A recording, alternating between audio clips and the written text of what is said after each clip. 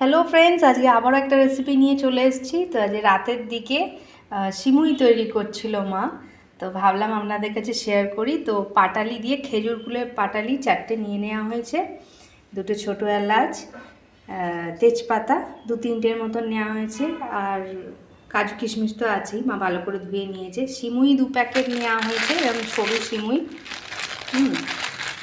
ঘি আছে, সিমুই করতে তো ঘি লাগে। আর 2 প্যাকেট দুধ, এখানে 1 প্যাকেট দুধ, আর এখানে 1 প্যাকেট দুধ মানে আগে মা কেটে ফেলেছিল, তো আমি ভাবলাম আমাদের কাছে শেয়ার করি, তাই দুদিকে 2 রকম, তাই এই দুধটাও এর মধ্যে দিয়ে দেবে। তো ফুটতে দেবো। তো চলুন আপনাদের কাছে আজকে সিমুই মানে পাটালির সিমুই আপনাদের কাছে শেয়ার করি।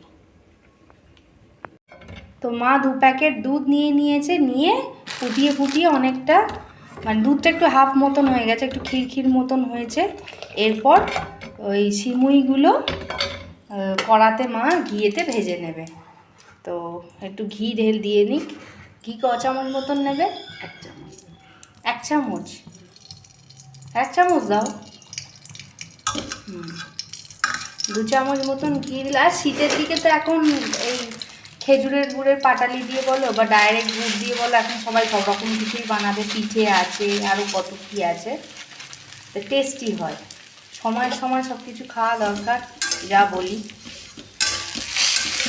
তো ভালো করে মা একটু ভেজে নেবে। ভাজা প্যাকেটও পাওয়া যায় সিমুই, কিন্তু আমার পার্সোনালি ভাজা প্যাকেট একদম ভালো লাগে না, এরকম প্লেন সিমুই ভালো লাগে। একটু ভেজে নিলে আরও ভালো হয়, বেশি করে ঘি দিয়ে। তো মা একটুখানি ভালোভাবে ভেজে নিই, তারপরে এর মধ্যে দেবে। তো চলো একটু ভাজাভাজি হয়ে যাক। তো এইদিকে দুধটা প্রায় অনেকটা মুড়ে এসছে। এরপর মা তেজপাতা 2টো দিয়ে দিল, আর কাজু কিশমিশগুলো দিয়ে দেবে। বাঙালিদের তো শীতের দিকে এগুলো সেরা খাবার, পিঠে, দুধ পুলি, পাটিসাপটা, কত কি হয়। তাই এবার পাটালিগুলো মা দিয়ে দিলে, এতে চিনি পড়বে না, মা পাটালি দিয়েই করবে। তো এটা খুব টেস্টি হয়। আর ঠাকমা, আগে যখন ঠাকমা ছিল, তো ঠাকমা কত রকম কি বানাতো, ঠাকমা, দিদা, ওদের হাতে মানে অদ্ভুত জাদু ছিল। হ্যাঁ, সেই টেস্টগুলো এখনও ভুলতে পারি না, দারুণ। আমার তো দিদা ঠাকমা উভয়ের সঙ্গে খুব সুন্দর দারুণ স্মৃতি আছে, বন্ডিংও খুব ভালো ছিল, তাদের মিসও করি খুব। তারপর মা আছে, মা তো বানায়, জেঠিমা বানায় বাড়িতে। তো এইরকম পাটালি দিয়ে শীতের দিকে দারুণ লাগে খেতে। আমরা এরকম বাড়িতে শেয়ার করেই খাই, কখনো নিচে জেঠিমা বানালো মাকে দেয়, কখনো মা বানালো জেঠিমাকে দেয়। আজকে অবশ্য অনেকটা রাত্রিরের দিকেই বানানো হচ্ছে। 2টো ছোটো এলাচ দিয়ে দিলাম। যতক্ষণ না গুড়টা মেল্ট হচ্ছে ততক্ষণ একটু দুধটা ফুটিয়ে নিতে হবে। তারপর লাস্ট ওই সিমুইটা দিয়ে নিয়ে মা নামিয়ে নেবে, আর বেশি ফোটাবে না।